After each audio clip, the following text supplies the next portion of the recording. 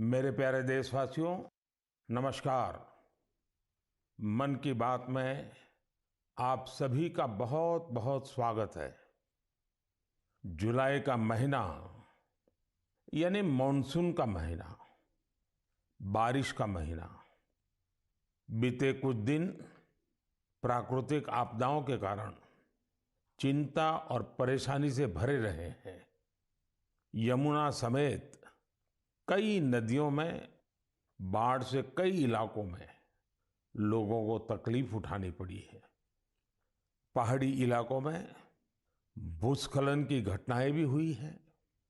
इसी दौरान देश के पश्चिमी हिस्से में कुछ समय पूर्व गुजरात के इलाकों में बिपरजॉय साइक्लोन भी आया। लेकिन साथियों, इन आपदाओं के बीच हम सब देशवासियों ने फिर दिखाया है कि सामूहिक प्रयास की ताकत क्या होती है।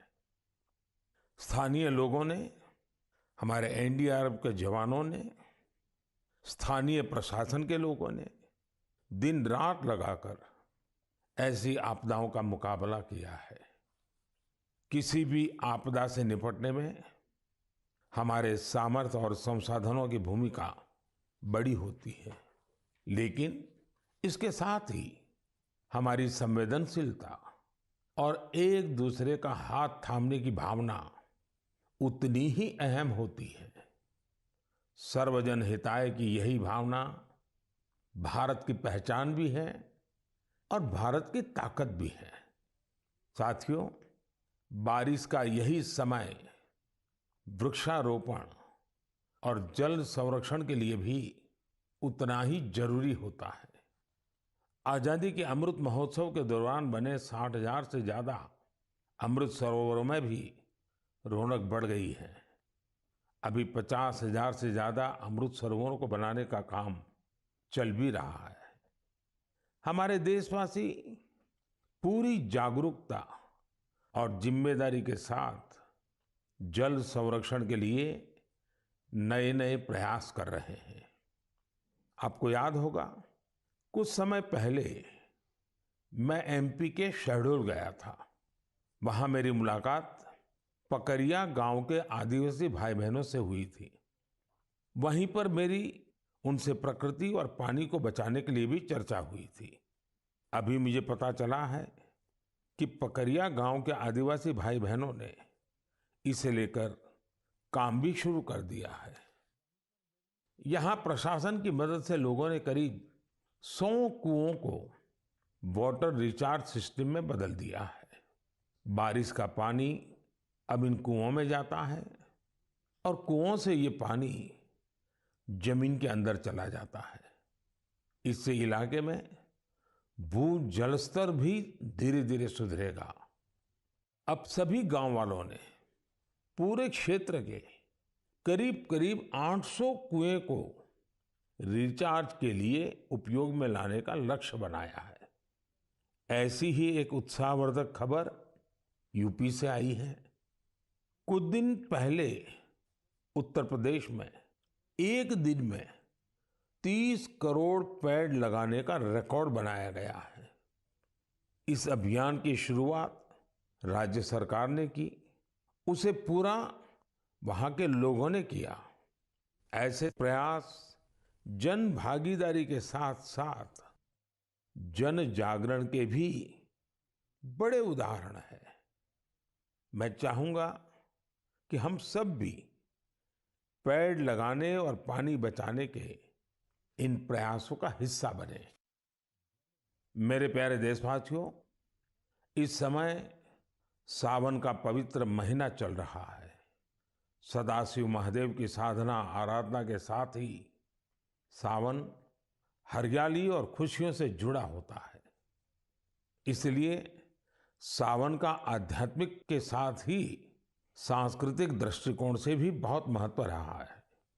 सावन के झूले, सावन की मेहंदी, सावन के उत्सव, यानी सावन का मतलब ही आनंद और उल्लास होता है। साथियों, हमारी इस आस्था और इन परंपराओं का एक पक्ष और भी है। हमारे ये पर्व और परंपराएं हमें गतिशील बनाते हैं। सावन में शिव आराधना के लिए कितने ही भक्त कांवड़ यात्रा पर निकलते हैं। सावन की वजह से इन दिनों 12 ज्योतिर्लिंगों में भी खूब श्रद्धालु पहुंच रहे हैं। आपको ये जानकर भी अच्छा लगेगा कि बनारस पहुंचने वाले लोगों की संख्या भी रिकॉर्ड तोड़ रही है। अब काशी में हर साल 10 करोड़ से भी ज्यादा पर्यटक पहुंच रहे हैं। अयोध्या, मथुरा, उज्जैन जैसे तीर्थों पर आने वाले श्रद्धालुओं की संख्या भी तेजी से बढ़ रही है। इससे लाखों गरीबों को रोजगार मिल रहा है, उनका जीवन यापन हो रहा है। ये सब हमारे सांस्कृतिक जन जागरण का परिणाम है। इसके दर्शन के लिए अब तो पूरी दुनिया से लोग हमारे तीर्थों में आ रहे हैं। मुझे ऐसे ही 2 अमेरिकन दोस्तों के बारे में पता चला है जो कैलिफोर्निया से यहां अमरनाथ यात्रा करने आए थे। इन विदेशी मेहमानों ने अमरनाथ यात्रा से जुड़े स्वामी विवेकानंद के अनुभवों के बारे में कहीं सुना था। उससे उन्हें इतनी प्रेरणा मिली कि खुद भी अमरनाथ यात्रा करने आ गए। ये इसे भगवान भोलेनाथ का आशीर्वाद मानते हैं। यही भारत की खासियत है कि सबको अपनाता है, सबको कुछ न कुछ देता है। ऐसी ही एक फ्रेंच मूल की महिला है, शार्लोट शोपा। बीते दिनों जब मैं फ्रांस गया था तो इनसे मेरी मुलाकात हुई थी।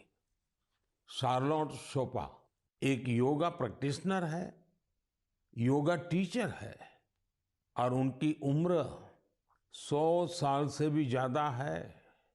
वो सेंचुरी पार कर चुकी है। वो पिछले 40 साल से योग प्रैक्टिस कर रही हैं।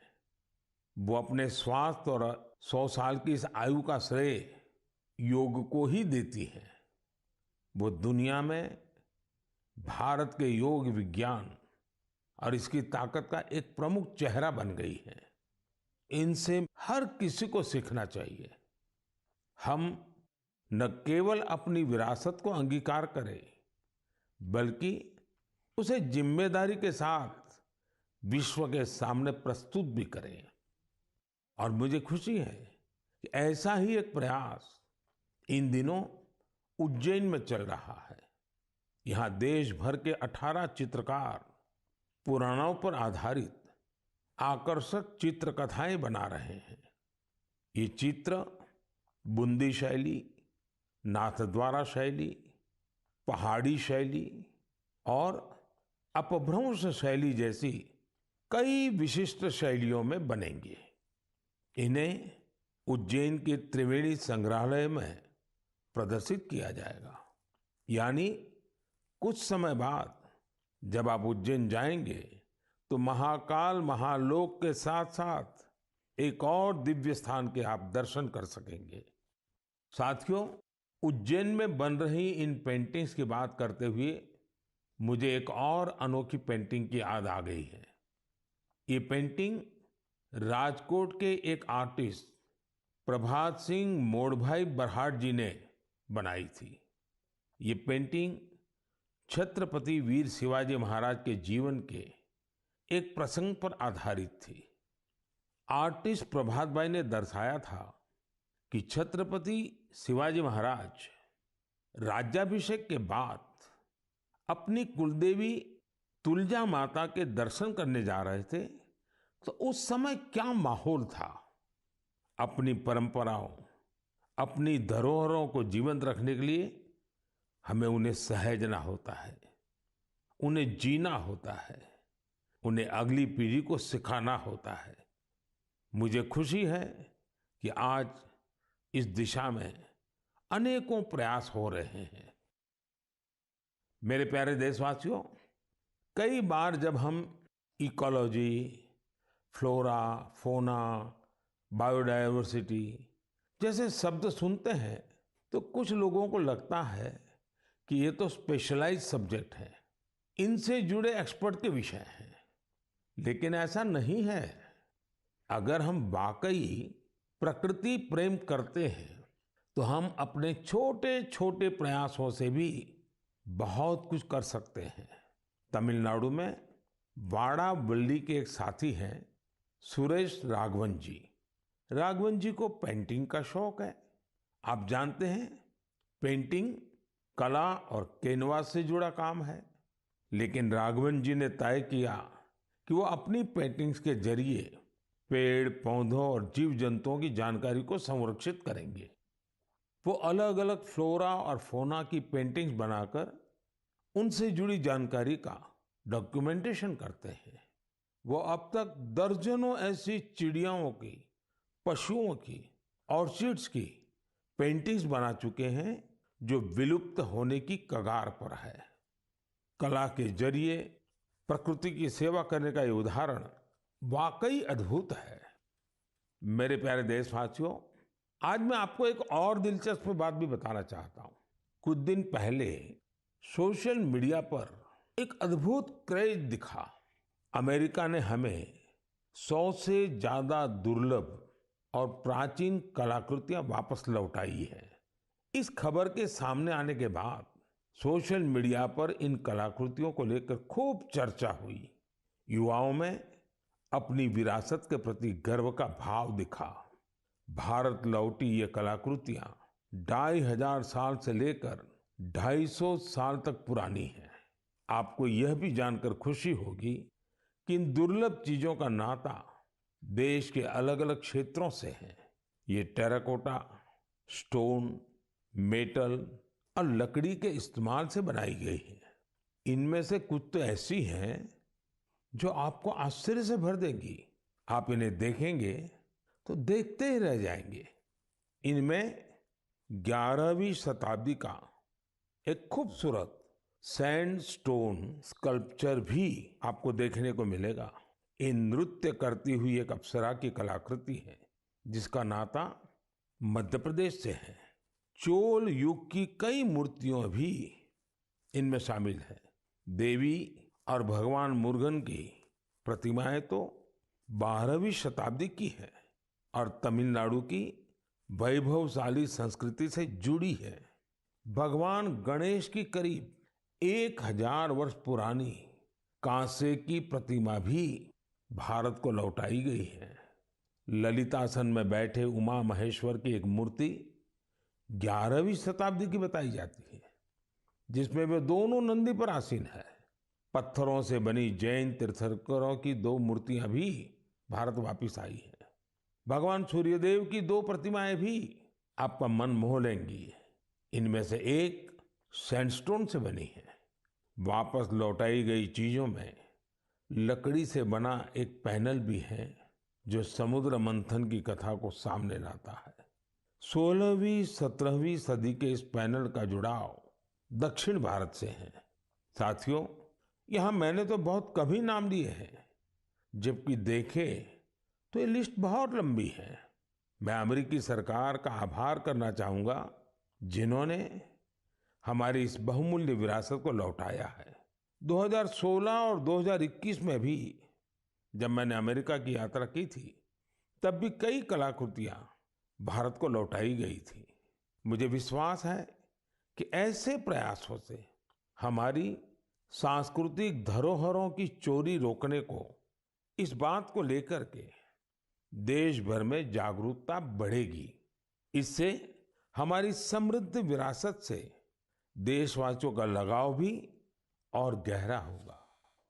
मेरे प्यारे देशवासियों, देवभूमि उत्तराखंड की कुछ माताओं और बहनों ने जो पत्र मुझे लिखे हैं वो भावुक कर देने वाले हैं। उन्होंने अपने बेटे को, अपने भाई को खूब सारा आशीर्वाद दिया है।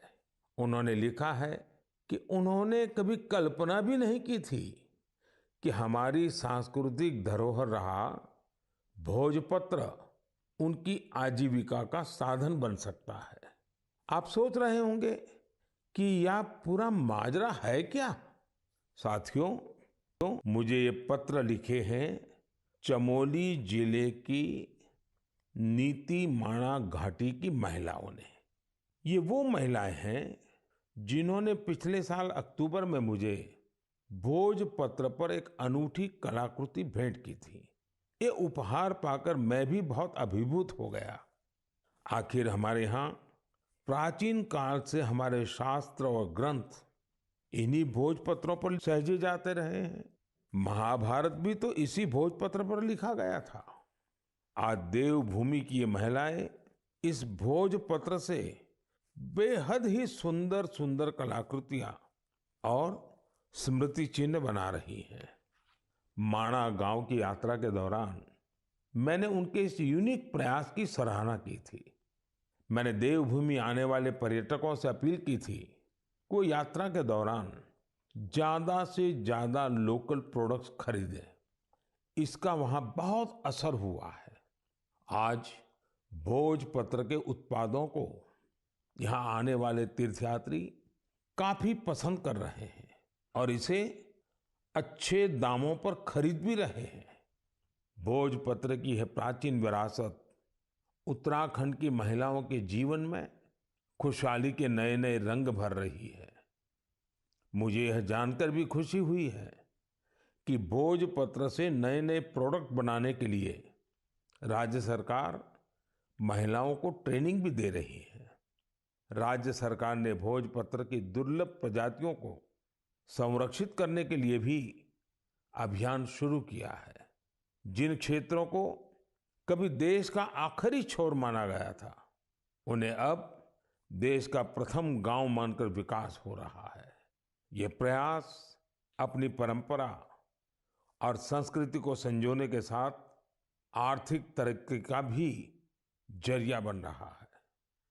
मेरे प्यारे देशवासियों, मन की बात में मुझसे इस बार काफी संख्या में ऐसे पत्र भी मिले हैं जो मन को बहुत ही संतोष देते हैं। ये चिट्ठी उन मुस्लिम महिलाओं ने लिखी है जो हाल ही में हज यात्रा करके आई है। उनकी ये यात्रा कई मायनों में बहुत खास है।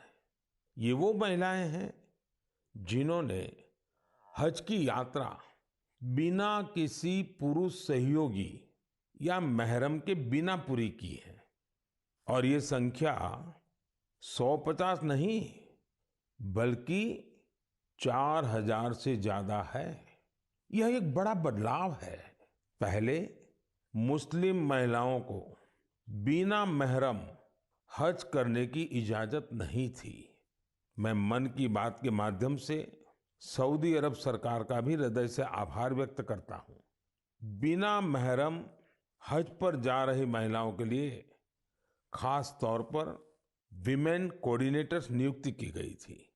साथियों, बीते कुछ वर्षों में हज पॉलिसी में जो बदलाव किए गए हैं, उनकी भरपूर सराहना हो रही है। हमारी मुस्लिम माताओं और बहनों ने इस बारे में मुझे काफी कुछ लिखा है। अब ज्यादा से ज्यादा लोगों को हज पर जाने का मौका मिल रहा है। हज यात्रा से लौटे लोगों ने, विशेषकर हमारी माताओं बहनों ने चिट्ठी लिखकर जो आशीर्वाद दिया है, वो अपने आप में बहुत प्रेरक है।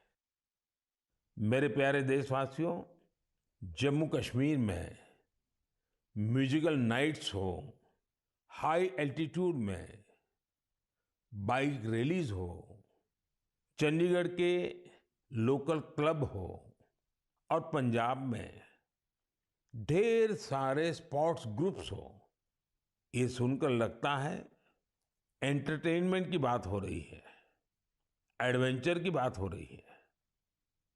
लेकिन बात कुछ और है।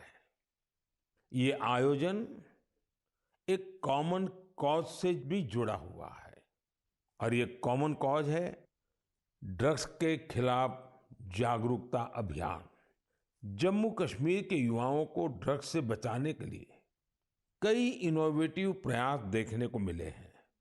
यहाँ म्यूजिकल नाइट, बाइक रैली जैसे कार्यक्रम हो रहे हैं। चंडीगढ़ में इस मैसेज को स्प्रेड करने के लिए लोकल क्लब्स को इससे जोड़ा गया है। वे इन्हें वादा क्लब्स कहते हैं। वादा यानी विक्ट्री अगेंस्ट ड्रग्स एब्यूज।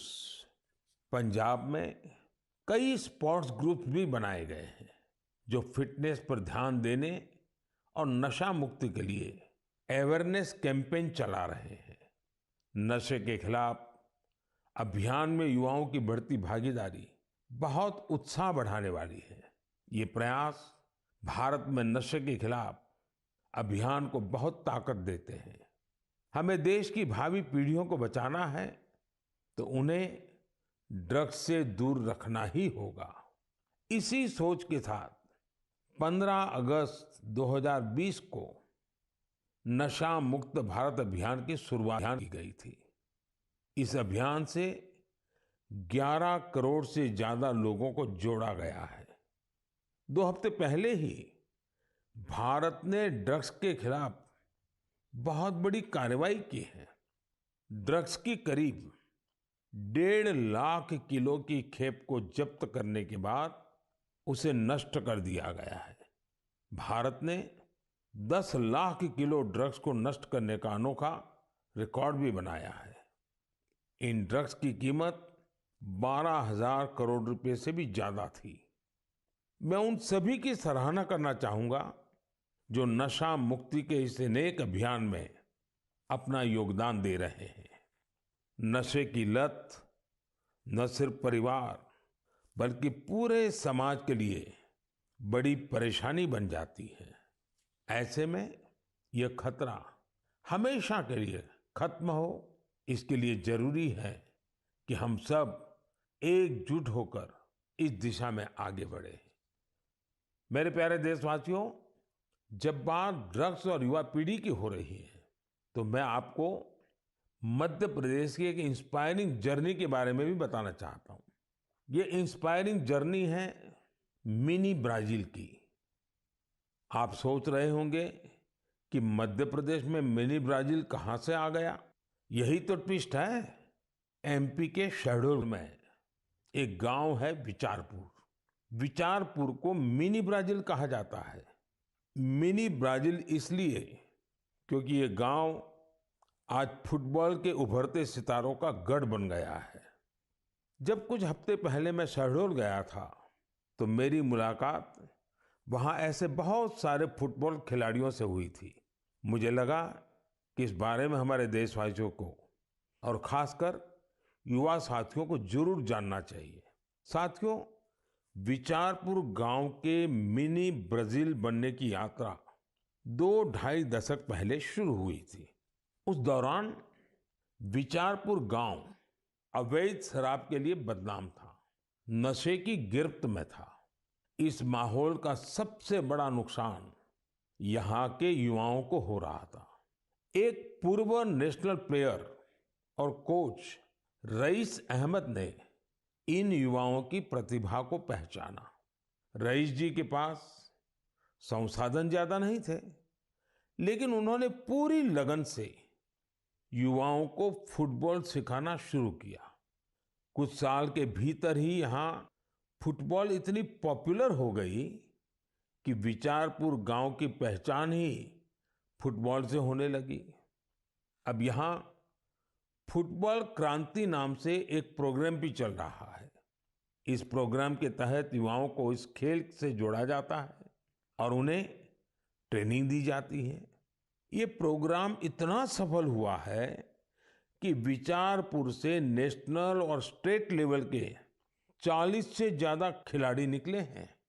ये फुटबॉल क्रांति अब धीरे धीरे पूरे क्षेत्र में फैल रही है। शहडोल और उसके आसपास के काफी बड़े इलाके में 1200 से ज्यादा फुटबॉल क्लब बन चुके हैं। यहाँ से बड़ी संख्या में ऐसे खिलाड़ी निकल रहे हैं जो नेशनल लेवल पर खेल रहे हैं। फुटबॉल के कई बड़े पूर्व खिलाड़ी और कोच आज यहाँ युवाओं को ट्रेनिंग दे रहे हैं। आप सोचिए, एक आदिवासी इलाका जो अवैध शराब के लिए जाना जाता था, नशे के लिए बदनाम था, वो अब देश की फुटबॉल नर्सरी बन गया है। इसलिए तो कहते हैं जहां चाह वहां राह। हमारे देश में प्रतिभाओं की कमी नहीं है। जरूरत है तो उन्हें तलाशने की और तराशने की। इसके बाद यही युवा देश का नाम रोशन भी करते हैं और देश के विकास को दिशा भी देते हैं। मेरे प्यारे देशवासियों, आजादी के 75 साल पूरे होने के अवसर पर हम सभी पूरे उत्साह से अमृत महोत्सव मना रहे हैं। अमृत महोत्सव के दौरान देश में करीब करीब 2 लाख कार्यक्रमों का आयोजन किया गया है। ये कार्यक्रम एक से बढ़कर एक रंगों से सजे थे, विविधता से भरे थे। इन आयोजनों की एक खूबसूरती ये भी रही कि इनमें रिकॉर्ड संख्या में युवाओं ने हिस्सा लिया। इस दौरान हमारे युवाओं को देश की महान विभूतियों के बारे में बहुत कुछ जानने को मिला। पहले कुछ महीनों की बात करें तो जन भागीदारी से जुड़े कई दिलचस्प कार्यक्रम देखने को मिले। ऐसा ही एक कार्यक्रम था दिव्यांग लेखकों के लिए राइटर मीट का आयोजन। इसमें रिकॉर्ड संख्या में लोगों की सहभागिता देखी गई। वहीं आंध्र प्रदेश के तिरुपति में राष्ट्रीय संस्कृत सम्मेलन का आयोजन हुआ। हम सभी जानते हैं कि हमारे इतिहास में किलों का, फोर्ट्स का कितना महत्व रहा है। इसी को दर्शाने वाली एक कैंपेन किले और कहानियां, यानी फोर्ट से जुड़ी कहानियां भी लोगों को खूब पसंद आई। साथियों, आज जब देश में चारों तरफ अमृत महोत्सव की गूंज है, 15 अगस्त पास ही है, तो देश में एक और बड़े अभियान की शुरुआत होने जा रही है। शहीद वीर वीरांगनाओं को सम्मान देने के लिए मेरी माटी मेरा देश अभियान शुरू होगा। इसके तहत देश भर में हमारे अमर बलिदानियों की स्मृति में अनेक कार्यक्रम आयोजित होंगे। इन विभूतियों की स्मृति में देश की लाखों ग्राम पंचायतों में विशेष शिलालेख भी स्थापित किए जाएंगे। इस अभियान के तहत देश भर में अमृत कलश यात्रा भी निकाली जाएगी। देश के गांव-गांव से, कोने-कोने से 7500 कलशों में मिट्टी लेकर ये अमृत कलश यात्रा देश की राजधानी दिल्ली पहुंचेगी। ये यात्रा अपने साथ देश के अलग-अलग हिस्सों से पौधे लेकर भी आएगी। 7500 कलश में आई माटी और पौधों से मिलाकर फिर नेशनल वॉर मेमोरियल के समीप अमृत वाटिका का निर्माण किया जाएगा। ये अमृत वाटिका एक भारत श्रेष्ठ भारत का भी बहुत ही भव्य प्रतीक बनेगी। मैंने पिछले साल लाल किले से अगले 25 वर्षों के अमृतकाल के लिए पंच प्राण की बात की थी। मेरी माटी मेरा देश अभियान में हिस्सा लेकर हम इन पंच प्राणों को पूरा करने की शपथ भी लेंगे।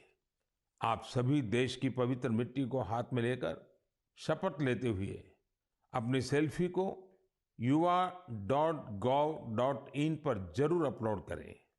पिछले वर्ष स्वतंत्रता दिवस के अवसर पर हर घर तिरंगा अभियान के लिए जैसा पूरा देश एक साथ आया था, वैसे ही हमें इस बार भी फिर से हर घर तिरंगा फहराना है और इस परंपरा को लगातार आगे बढ़ाना है। इन प्रयासों से हमें अपने कर्तव्यों का बोध होगा, देश की आजादी के लिए दिए गए असंख्य बलिदानों का बोध होगा, आजादी के मूल्य का एहसास होगा। इसलिए हर देशवासी को इन प्रयासों से जरूर जुड़ना चाहिए। मेरे प्यारे देशवासियों, मन की बात में आज बस इतना ही। अब कुछ ही दिनों में हम 15 अगस्त आजादी का ये महान पर्व का हिस्सा बनेंगे। देश की आजादी के लिए मर मिटने वालों को हमेशा याद रखना है। हमें उनके सपनों को सच करने के लिए दिन रात मेहनत करनी है और मन की बात देशवासियों की इसी मेहनत को, उनके सामूहिक प्रयासों को सामने लाने का ही एक माध्यम है।